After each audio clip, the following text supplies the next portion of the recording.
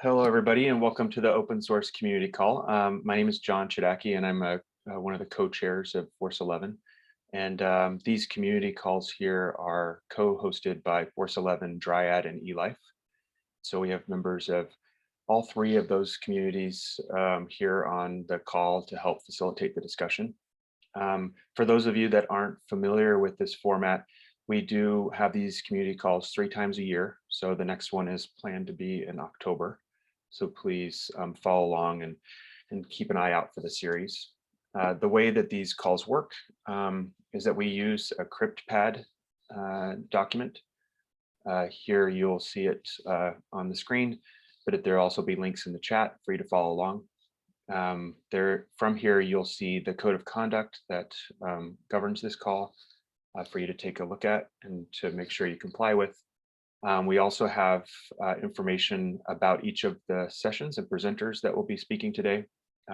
All of the information here will be made public after the call, so feel free to reference it later, but also make sure that if you add information here, it's something that you're willing to share in the future video recording and etc. That includes going ahead and putting down your name as part of the roll call. You could put your contact information, Twitter handle, anything that you feel comfortable sharing. And you'll see that we have 5 speakers today. We're going to go ahead and just jump straight into those. But right before we do that, I just want to mention that at the bottom of this document, there is a space for area if you'd like to add your name to the list of possible speakers for our next session. There's also, if you have any updates for the community you'd like to share, you can go ahead and just add those right in here. And if you have any events or calls in your network that you'd like to promote or share with the community, you can go ahead and add those right here as well. After this call is over, as I mentioned, we'll be posting this to the YouTube channel. This time we'll be posting it to the Force 11 YouTube. And so we'll make sure we send out the information about that, including the notes that we take during this time, as soon as we can, as soon as we get the video processed. So with that, and also feel free to use the chat within Zoom or to add questions underneath each of the sections. So for example, under Project 1, we're going to have that presentation starting shortly.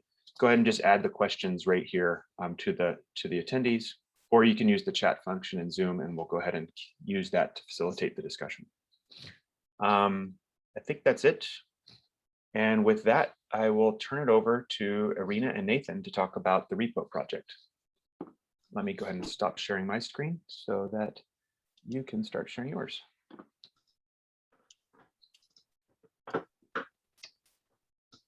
Great, thank you. So I'm Nathan Woods, presenting today with Irina Kuchma about the repo project. Thank you for organizing and for the opportunity to share on this topic. Repo is very much a project that is in formation, and we hope to learn as much as we can as we continue to think through some of the EDI issues that have come up in the context of our research and community organizing.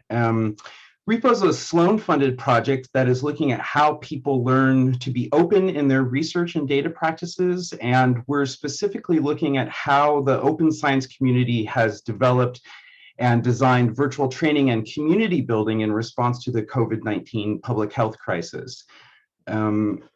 We are interested in best practices, but also in understanding variation and diversity response in the context of the pandemic.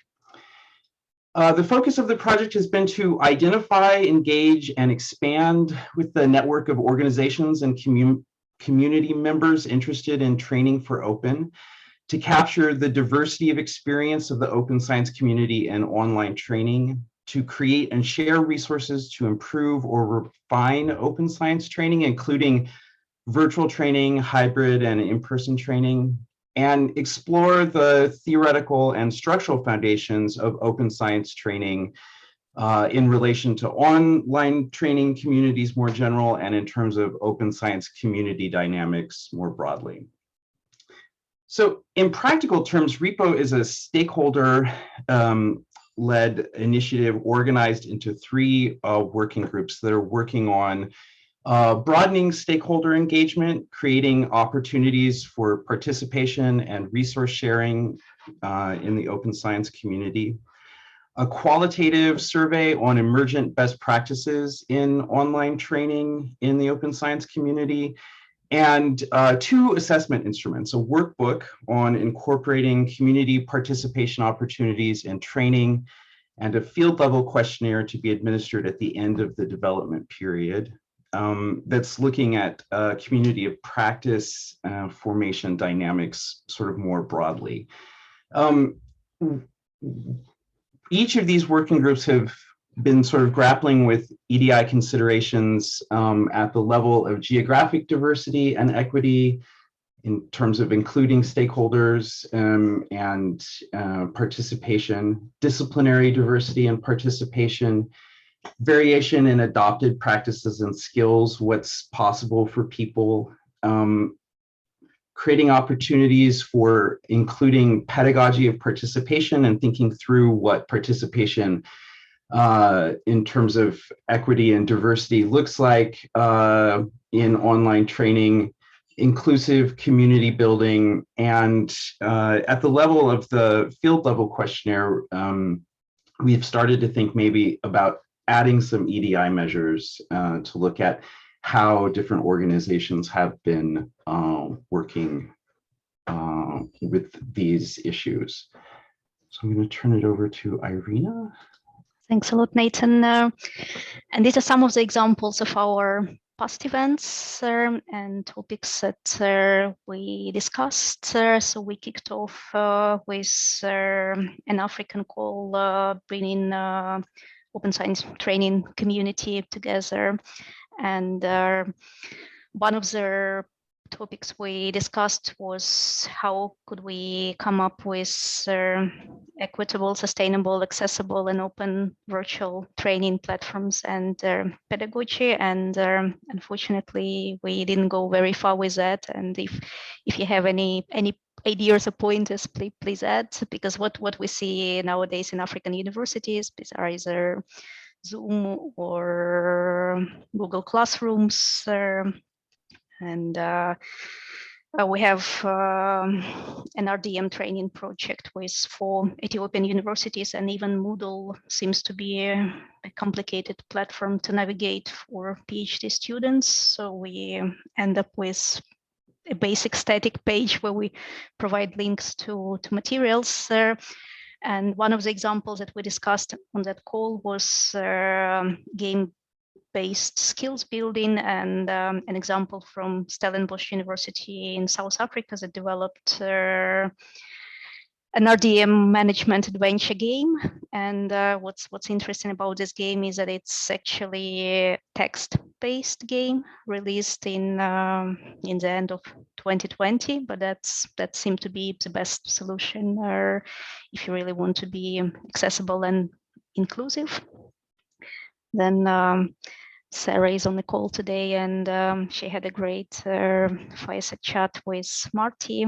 And what was striking for us in that conversation that some carpentry instructors in Africa decided not to shift to online training, and they would rather wait until things get back to in-person events and continue training in the format which works for their audiences. And that's an interesting topic to discuss. Like, do you really need to move everything online?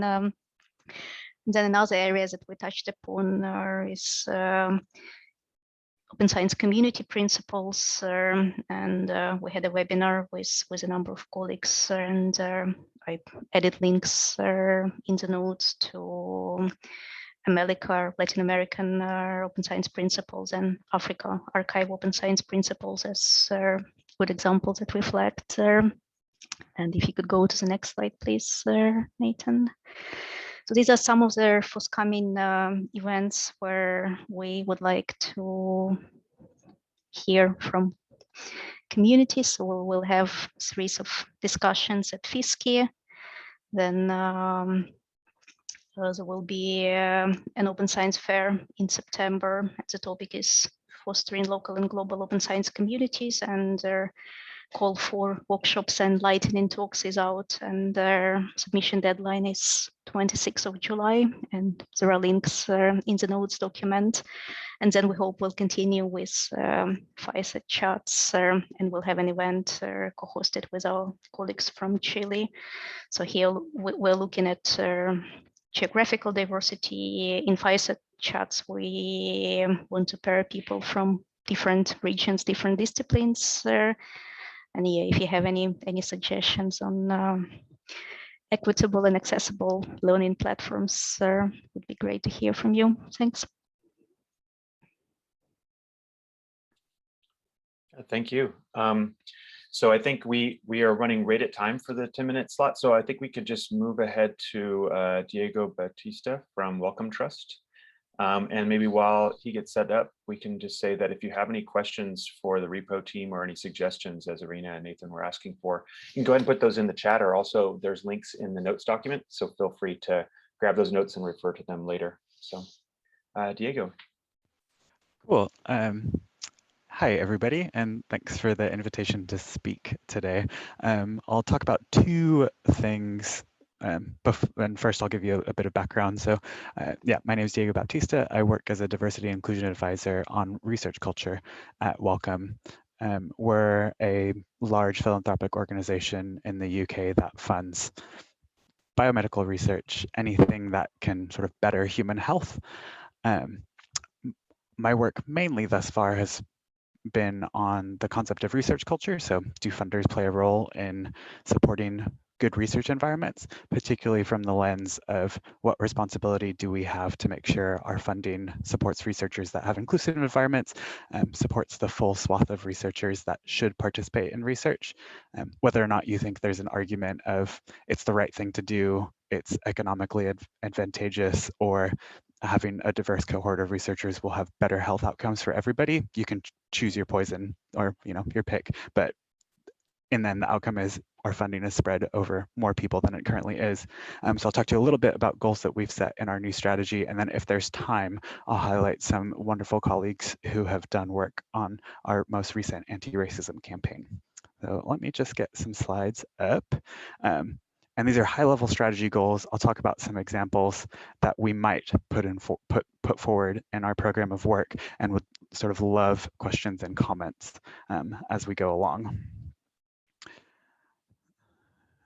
So that should be working okay. So I formally sit in between our policy team and our diversity and inclusion team, and this is our strategy for the next 10 years. And it's broken up into 3 different chunks. My background is in research, and I was funded as an underrepresented minority in research for a number of years. So I focus mostly on the external facing bits of this work, while of course we have our own internal facing thing, like do we have the right HR processes in place? So I'll gloss over that stuff. But critically, if we're going to become a funder that is equitable in our funding, we have to have the staff that can do this, right? We ourselves are not culturally competent across the globe. I would even say in the UK, we're not culturally competent to understand the different perspectives that people will have. So one of our goals is by 2030, Wellcome staff are representative of the places. Places we fund, people are able to be themselves and they're supported to be their best, right? So critically, this has a few different elements. It is representative.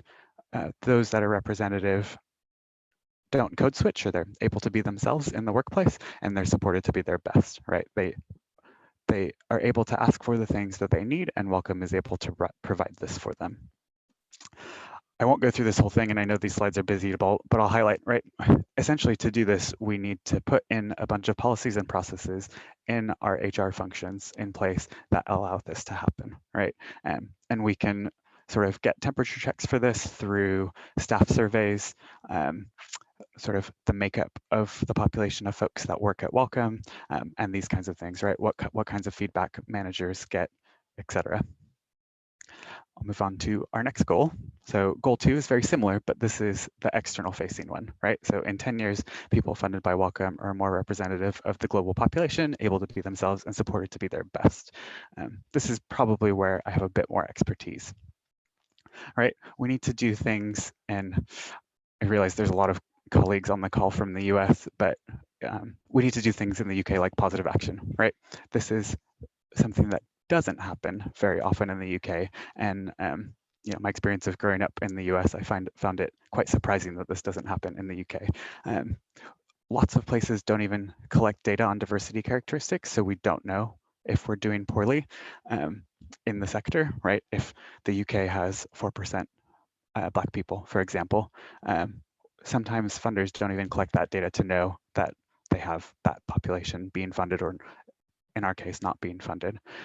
We need to make sure processes like how we review our applications, how our committees are made up, how we interact with our committees, and how we actually give out our funding takes these things into account. So I know for a long time in the US, people have asked questions like, as a researcher, what activities have you done to increase the inclusion in your lab? Funders in the UK don't ask this at all. They're scared to. We will do this in the future. And critically, I think we can make quite a big jump with all of the information and knowledge that has come out of the sector in the US. I'll quickly move on to goal 3, which is around the idea of inclusive research design and practice. So in 10 years, we want all Wellcome funded research to be inclusive in both design and practice. And this is pulling on the idea that, you know, researchers will often talk about their outputs and their impacts.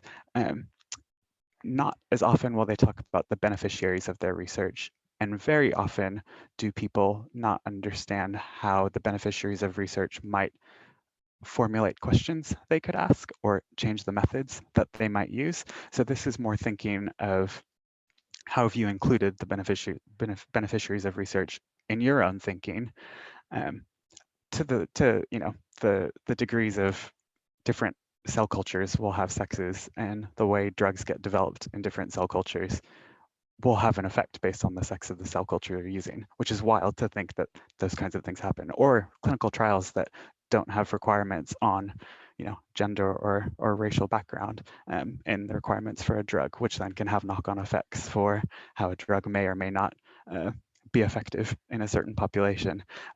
It's kind of crazy that, yeah, we seem to be funding people for their interest in their ideas and not actually thinking about the outcomes of the beneficiaries of this research.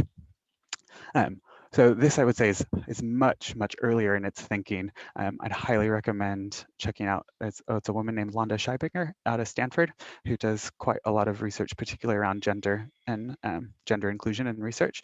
But we have a series of goals that we'll try out in the next couple of years, mostly around building a framework and a sense of standard practice for what should be considered in different fields in inclusive research and design. It's a really exciting topic, and I think we often get more excited about the things that will happen in the future than things that need to happen in the present. So I'm hoping we can be thoughtful about this work and actually develop something good rather than get excited by the shiny new kid in the room. If it's okay, I'll stop sharing my screen and I'll briefly talk through, actually, I'm coming to the end of time. I'm not going to get to the anti-racism thing principles. I put links in the agenda. Please look through both of them, and happy to take any questions. Yeah, thank you. Thank you so much, Diego. We have a couple of questions actually that have been asked on the open agenda. One of them is, it's great to see the specific 5 years and 2 years goal that roll up to the main goals. Executable action focused. Have you seen other funders publish this type of structure for the EDI plans? Not in the UK, no.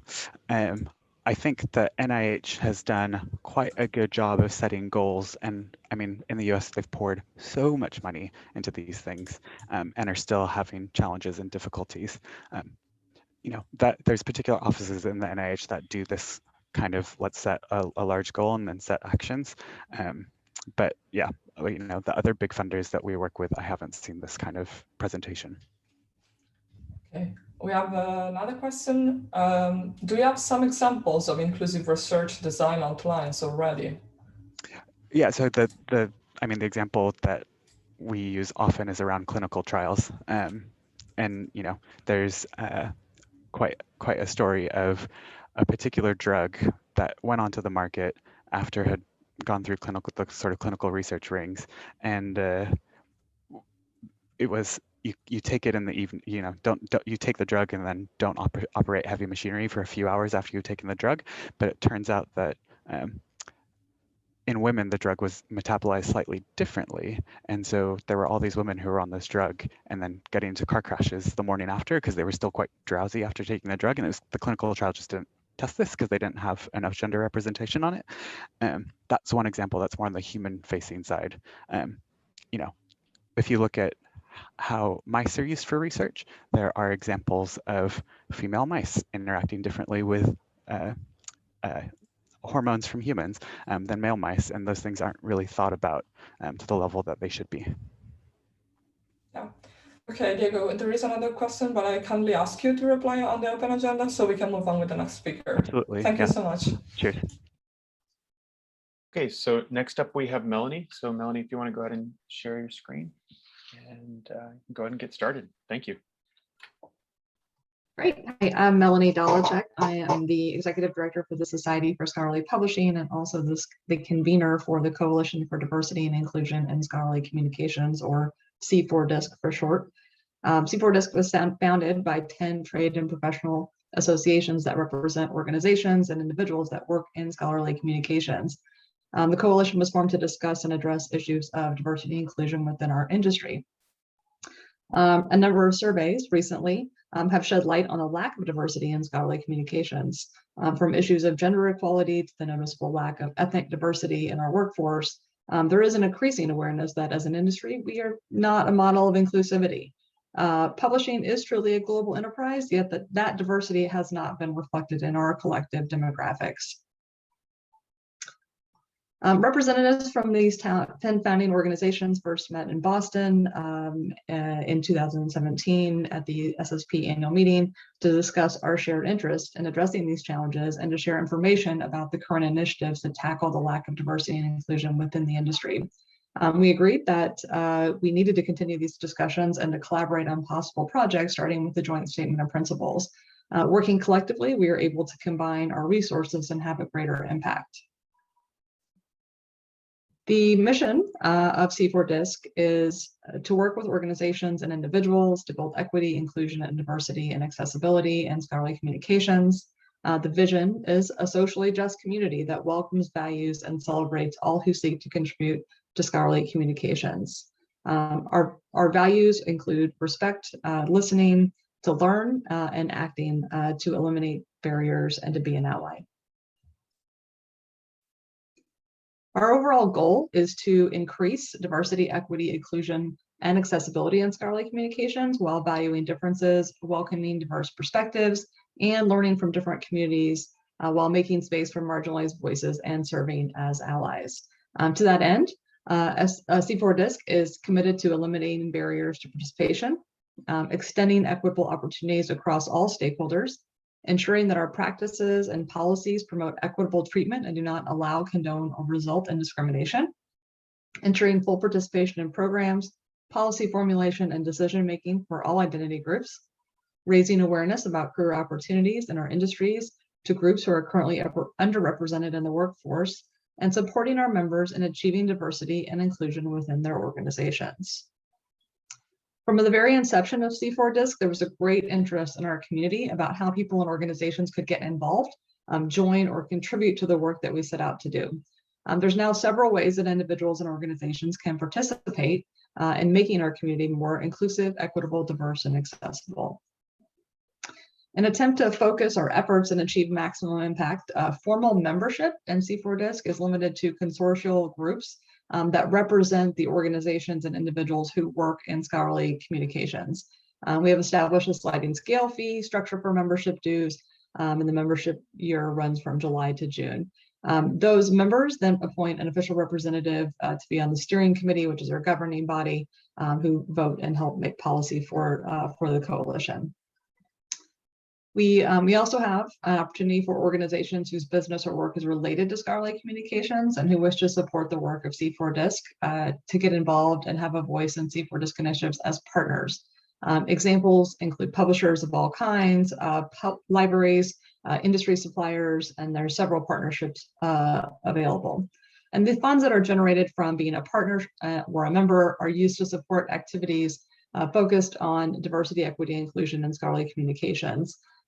So this is things like developing resources, developing educational tools, market research, things of that nature.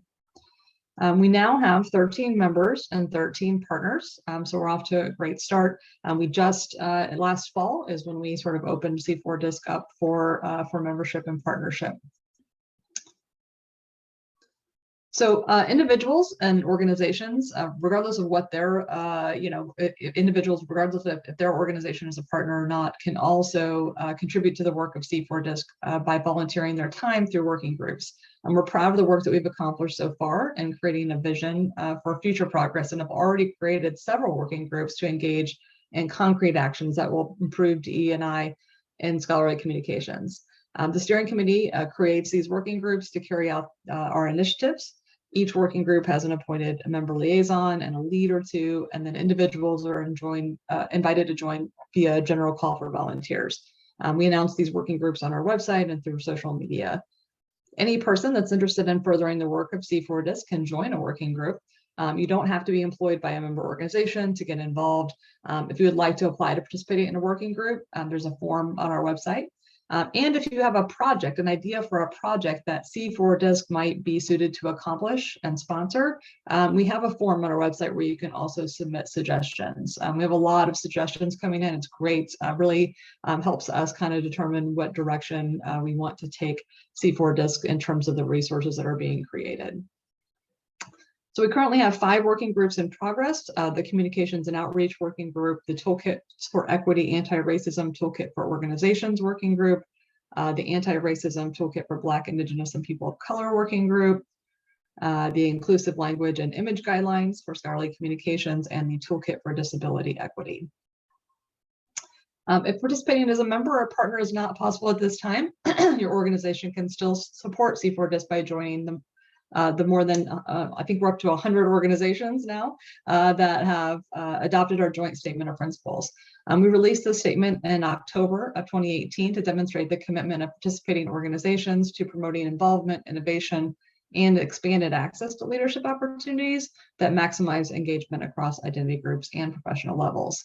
And of course, C4DISC gladly and gratefully accepts donations from individuals or organizations, no matter how small.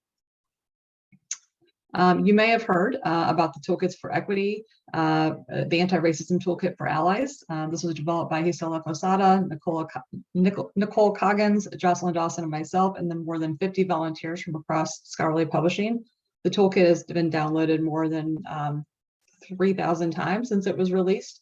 And this resource was also recently selected as a finalist for the ALPSP Innovation Award. So these are the types of resources that C4DISC is attempting to put out there. This was not created from C4DISC, but C4DISC has now sort of absorbed it and is hosting it and promoting the development of additional toolkits like it. So it's really sort of a great first step. But as you can see from the working groups that have been created, there's a lot of different facets of diversity that we're trying to cover, and it's just going to sort of expand from there, hopefully. Our community has some important work to do, and it's encouraging that so many scholarly communications professionals want to be a part of making our ecosystem more equitable and inclusive. The journey ahead of us is a long one, of course, but we believe that we can accelerate progress by joining together and tackling these issues by collaborating to develop and share resources, ideas, and solutions. So every individual and organization can make a difference, and we invite you to join us in whatever way you can to help advance the collective mission of C4DISC and its members. Thank you so much, Melanie. There are a couple of questions for you as well. Is there accountability to ensure publishers, etc., don't just sign on and not execute on the goals of C4DISC? Yeah, I mean, right now it's certainly on the honor system. We do ask that publisher partners and members adopt the joint statement of principles. There's not a policing factor at this point, but one of the things that we're talking about developing is a scorecard of sorts. So that initially, I mean, I think this would be sort of a self-assessment tool for not only the members and partners, but anyone that wanted to sort of see where they're at, with the idea that eventually we could develop some benchmarking out of the use of that tool. So it's definitely something we're thinking about accountability down the road, but right now we're looking for collaboration and an interest in moving these goals ahead. Yeah, thank you. The other one is what a toolkit include? Wondering what type of outputs are coming from those WGs. Yeah, so the toolkit for allies is definitely sort of a step-by-step, what you can do to be a better ally. And so it provides resources, it provides instruction, but it also provides links to what other organizations are doing, how you can incorporate this into your own workforce in terms of training and so forth. It has a wonderful chronology of racism. It is a little US focused, I'll be honest. There's some talk about doing a UK version of it, but it also just provides lots of resources of books that you can read, or if you want to host a book club within your organization, it provides some good samples of things that other organizations have done. Okay, thank you so much. I think we can go on. Yeah, thank you very much, Melanie. Yeah, so next up is Batul. Do you want to go ahead and share your slides, and you can go ahead and get started? Thank you. As she's getting set up, maybe just remind people that there is the notes document. You can follow along. The links that people are referring to are in there, and links to their slides. So go ahead and jump over there, and you can leave questions there or leave them in the chat function within Zoom. So with that, go ahead. Yeah, hi everyone, I am Batul Marzouk, and thank you guys for the invitation. I am a computation biologist affiliated to the University of Liverpool in the UK and Kaimarki in Saudi Arabia. And I'm going to speak about the challenges of developing open science communities and resources here in the Middle East. So I was very lucky to be involved with several open science community while I was living abroad in the UK. But when I came back home here, there's actually the reality, there's no existence for any local open science communities in the Middle East. There's no resources, there's no any type of open science infrastructure at all.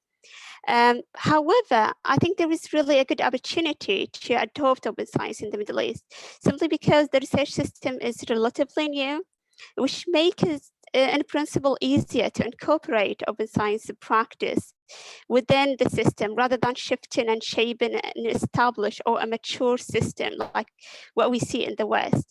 Also, if we speak about individual countries, I am from Saudi Arabia, and we have in Saudi Arabia what we called Vision 2030. And Vision 2030 is basically a framework to transform Saudi Arabia, and it does focus on installing value and enhancing knowledge and improving equal access to education. And we think open science does add a value to the vision itself. So to start adopt open science, we think community is the best way to start and to set up the stepping stone. So we initiated a couple of projects. One of them is the local chapter, starting a local chapter for our ladies here in Dammam. I'm going to speak about Armenia in a bit, and we also started doing something called Open Science Community in Saudi Arabia. So I think you're familiar with Our Ladies. If you're not familiar with this, an organization that promotes gender diversity within our community, and it does made up of local chapter affiliated with the organization of Our Lady Global. However, when you come to the Middle East, there's hardly any Our Ladies. There's 4 Our Ladies, we are the 4th one. And there's really low representation and participation of any R users in international conferences like the Use R conference or the R Studio conference, or any kind of international online conferences.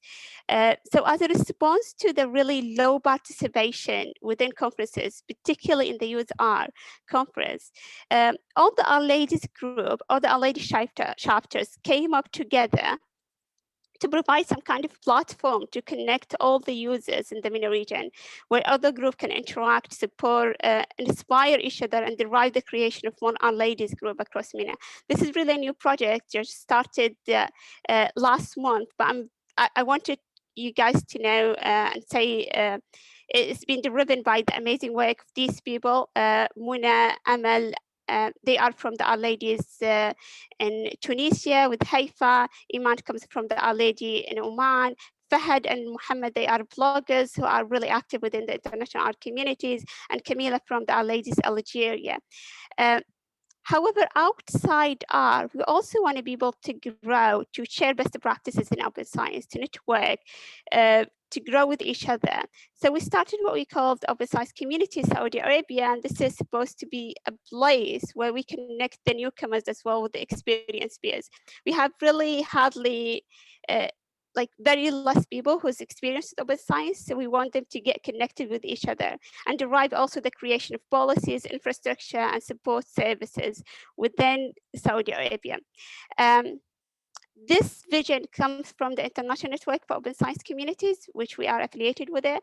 These communities, I think most of you guys familiar with it, started within the Netherlands and then expanded within Ireland, and then we are here in the Middle East Open Science Community, Saudi Arabia. So this project was actually born by the help of the Open Life Science program. And we started just this year in January, and we started with a couple of, with some activities and talks and workshops. One of them is a talk within Sharqiya data community. This is a Saudi data community here in Saudi Arabia. We gave a talk about open science approach to machine learning and biomedical research. Then we did a workshop in the carbonatory style about collaborating in open data science project within the Women in Data Science conference that runs in Saudi Arabia back in March. And it was like 4 hours workshop, teaching people how they can use GitHub, how they can add license to their work, how they can also make their work citable. And they did, it's a hands-on workshop, so they did have the opportunity to also use the Node and create a UI within the project itself. However, when we do all these kind of activities, what people always ask us, how we can learn more about open science. So usually, I mean, most of these people never been introduced to open science before. However, like their feedback was really good. They do see an opportunity to expand their work, to make their work more visible, disseminate their research. However, they don't know how to start, how to read more about open science. And unfortunately, if you go to Wikipedia, which is usually the first thing that you would go to read about open science or anything, you'll see this huge article about open science in English. But then when you go and try to see the translation in Arabic, it will come up with this. And this is simply a diagram here in English about open science. There's 2 references, both of them in English. There's here a book saying this article unreliable and need a review.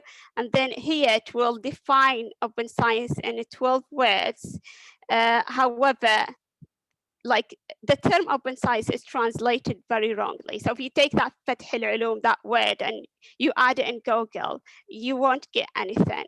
So the biggest barrier we do see is the language barrier. There is no anything introductory, very easy to understand about open science in Arabic at all. So we started, we tried to come up with some kind of very simple introductory materials, but we didn't want to reinvent the wheel.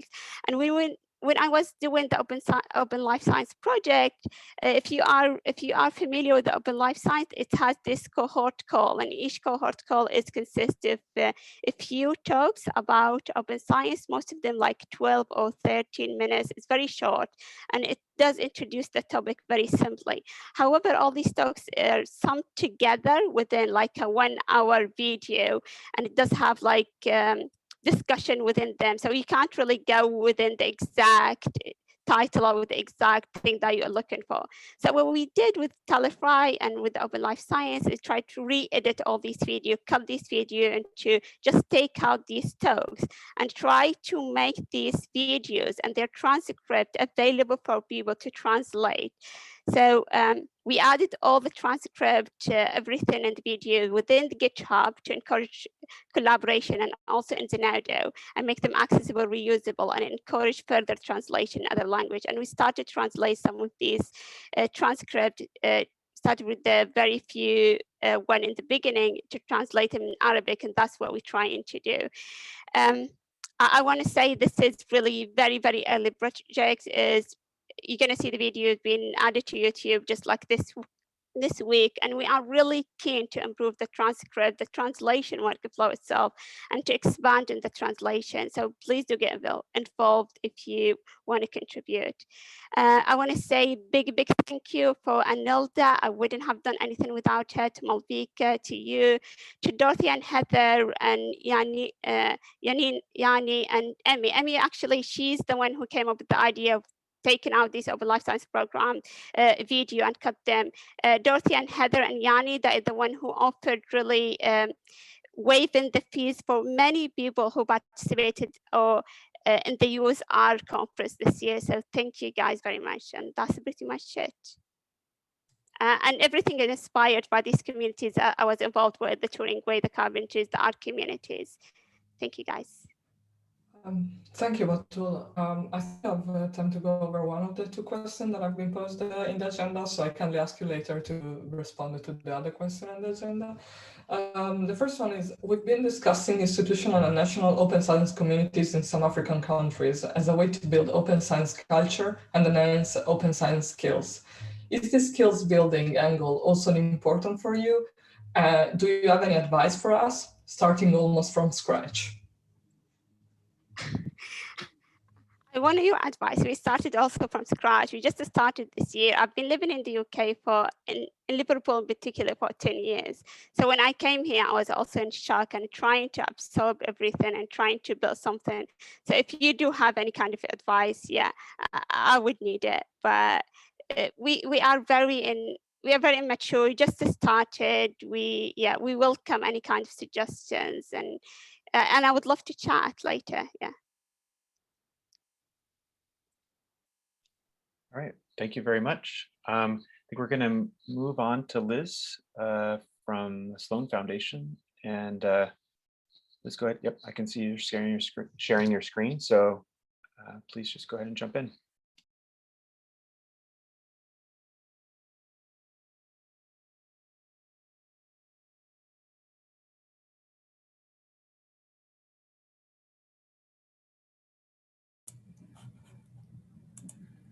Sorry, it took a while for me to figure out how to unmute myself, which... No worries. Nope.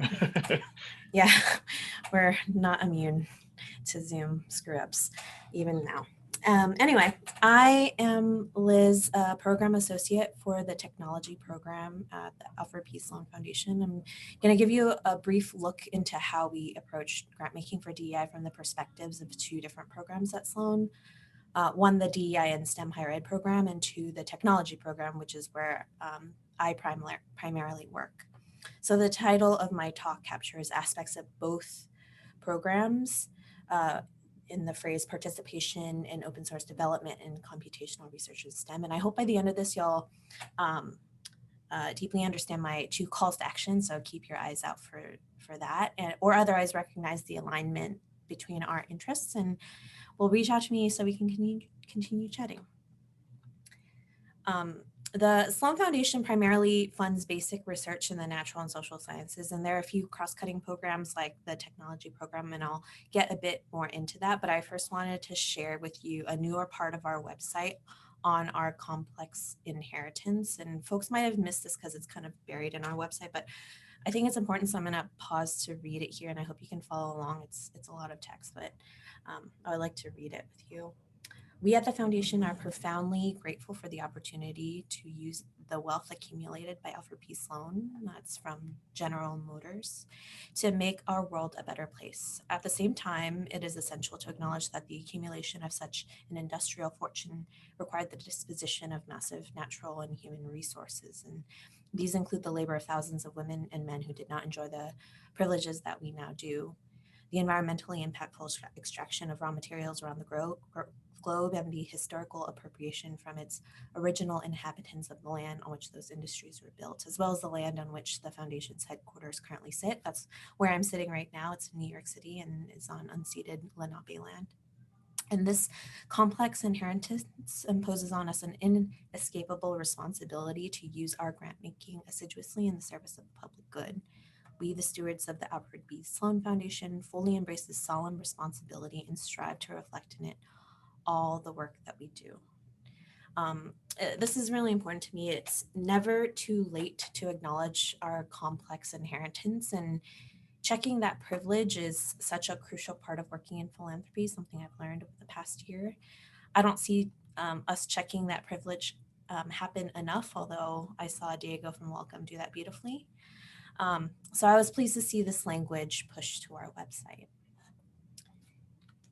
And the reason why I say that it's never too late is because the Sloan Foundation is pretty old. It was formed in 1934, and for many decades, the Sloan Foundation has funded programs to promote the inclusion of marginalized people in STEM fields.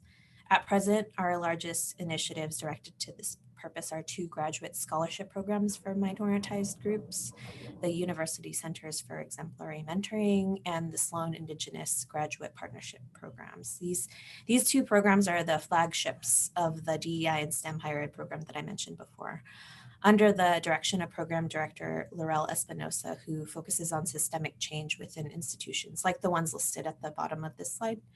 And these ones specifically are a part of our Sloan Indigenous Graduate Program. The idea is that Black, Latinx, and Indigenous grad students are well supported via tuition and living stipends and close mentorship as they navigate pathways to and through STEM graduate education in the professoriate. Now, when it comes to the technology program, which is led by Program Director Josh Greenberg, our mission is to foster advances in the production and dissemination of scientific knowledge through technological innovation. I won't spend too much time on the program specifics. I invite you to check out our website for more thorough descriptions of each subprogram that we support. But I'm going to spend my short time here just talking through some of the questions that we have top of mind. So for years, we've recognized that open source software has become increasingly central to scientific research, but it isn't clear how open source works in university contexts. So remaining questions for us include: how is open source software maintained? How it can be supported and in turn be supported by faculty research agendas? How can it be legitimized as a first-rate scholarly output, first-rate scholarly activity, be shown as an activity worthy of people's time? And how can it serve as part of the professionalization and career trajectory of students and faculty? And particularly on this last point, we've seen that there's an increased value of having experience in open source development. A transparent record of contributions to open source projects like on GitHub can be valuable on the job market as a formal degree in computer science. And to me, my impression is a GitHub profile is like the new form of CV. And if this trend is likely to persist, then it brings into sharp relief the need to ensure that open source development opportunities are open to everyone, particularly Black, Latinx, and Indigenous coders and computational researchers who have traditionally been underrepresented in these fields. So with these questions in mind, we awarded some recent grants to projects that touched on gender, race, intersectionality, projects which focus on equitable training pathways and open source development, particularly for women and minoritized scholars. And I list 3 here. There are several other grantees under the Sloan banner who, really infuse DEI in their work. So I'm just going to highlight these 3. But I know even in this audience here, there are a couple of Sloan grantees doing this work and is really at the core of what they do. So first, the AUCC is a cluster of historically Black college and universities based in Atlanta, and they received a grant to pilot a summer post-bac program focusing on recent undergrads giving them hands-on training and mentorship in open source dev. I think they're in their second week right now, so well on their way. And in parallel, this team will also launch a curriculum development program to encourage computer science faculty to engage more deeply with OSS theory and practice in the courses that they teach. Now, the second one, the carbon trees, I know this audience knows this group well, and I saw Carrie, Jordan, and Sarah here. So, so yeah, I will not hesitate to say this group is awesome. And they recently received a grant to develop a new module on culturally relevant, culturally responsive teaching strategies, and they'll be developing recommendations for a continuing education course on equitable and inclusive teaching and open science. They've lined up a great set of collaborators on this work, so I'm excited to see where they go with this. And finally, this is a very recent grant. And this style grant is more of a nod to our traditional strategy of just getting scholarship dollars directly into the hands of scholars. We provided a grant to Black in AI, who's devoted to increasing the visibility of Black students in the field of AI. And the grant funds will be strengthening their academic program, which combines both advising and mentorship with the financial assistance that can offset application fees, travel for faculty interviews, and moving expenses. So I just wanted to leave you with the 2 calls to action.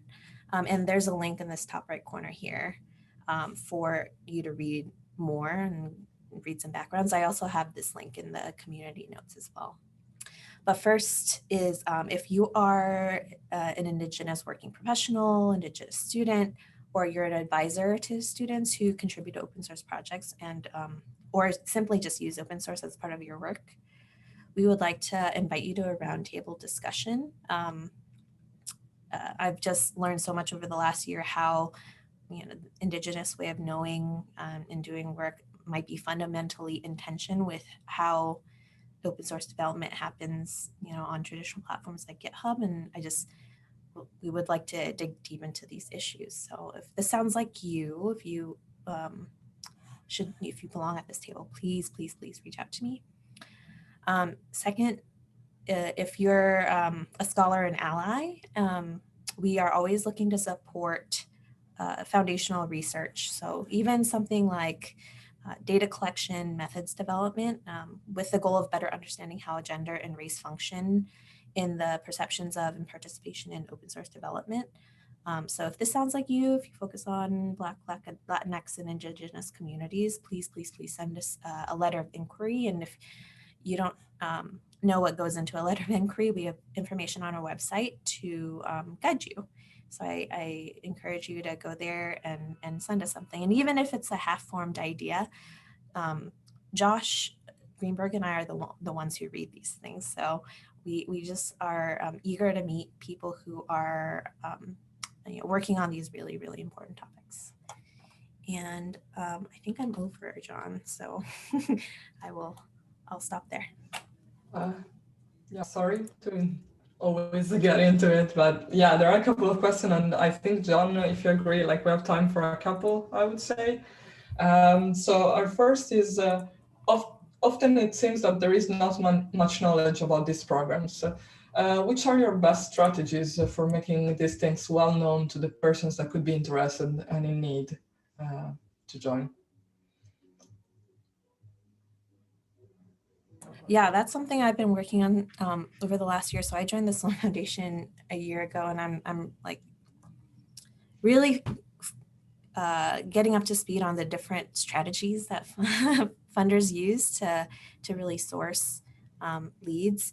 I am working towards just making sure our web presence is up to date, and that's something as simple as making sure our website's up to date with official programs, but then also pushing out informal information about opportunities through our newsletter. So if you're not signed up for our newsletter, please sign up there. We have an issue coming out soon as well. Yeah, it's a matter of outreach to communities that we're not traditionally in contact with. So that's something top of mind as I navigate this funding world and in a late pandemic, post-pandemic life. Yeah, I kind of agree. We are in the same situation at eLife often, like we want to reach specific community because we think that we have something specifically for them, but sometimes it's difficult. You have to learn the tools.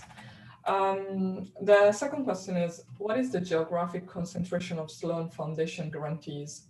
That is the Sloan Foundation US-based, North America, international? Yeah, I would say the majority of the focus is very much US-based.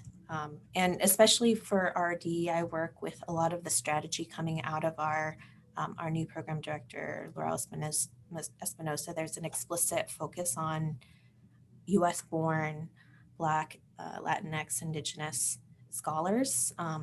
It's a space that has really well-defined challenges and we're starting to scope there. That being said, our grantees do come from around the world. So, you know, it's not a prerequisite to have like a US-based entity in order to get in touch with us, send us an LOI, and eventually get a grant. So yes, topic-wise, I admit we do focus on in the US and North America a lot, but we are open. Okay. The last question is super fast, I think. What's the timeline for the carpentries course you've mentioned? Sounds very interesting and useful, or maybe you can link a link directly on the open agenda as you wish. Yeah, or maybe I'll just toss it over to Carrie or Sarah if they want to share updates on that. Yeah, I think we can. Either we can do that now, or maybe Carrie can leave something in the notes document for any information about that. I mean, we only have about 5 more minutes, and I did think that these last few questions did bring up something that I've been thinking about at work and with Force 11 and with other communities, which is we are all connected and we all have this global connection around scholarly communications and open source projects and technology. We're all looking at this conversation from different angles and trying to explore ways of making the work that we do more diverse and inclusive. At the same time, we all have local contexts, right? We're really exploring this in different ways. Some of the local contexts are, the way we fund things in the US or the UK, or the way we try to change a whole industry through a scholarly communications industry group, or it could be, regional, in the Middle East, or how do we tackle ideas around online learning and training and a time during a pandemic. It also is like, who is actually coming to the table and whether or not the local contexts are embracing that. And it makes me think a lot about like, what is this relationship between how we tackle issues of diversity and inclusion in our local context while also thinking about it globally. And it was just coming up in the way we're speaking and the words we use about how we want to incentivize new behaviors or participation with different groups. And we are talking about that with regional terminologies and language, but at the same time, trying to think of it more at a global level as well. And it's a complex relationship. So I don't know if the speakers have any comments or any ideas or anything they've been thinking about in those terms. Yeah, I can mention quickly like a analogy that I use whenever I think about this issue, and especially for like funders who are across the spectrum in terms of the size of endowment that they have. And I would say Sloan is smaller than I anticipated after joining the org. It's not the size of a Wellcome or a size of a Ford Foundation.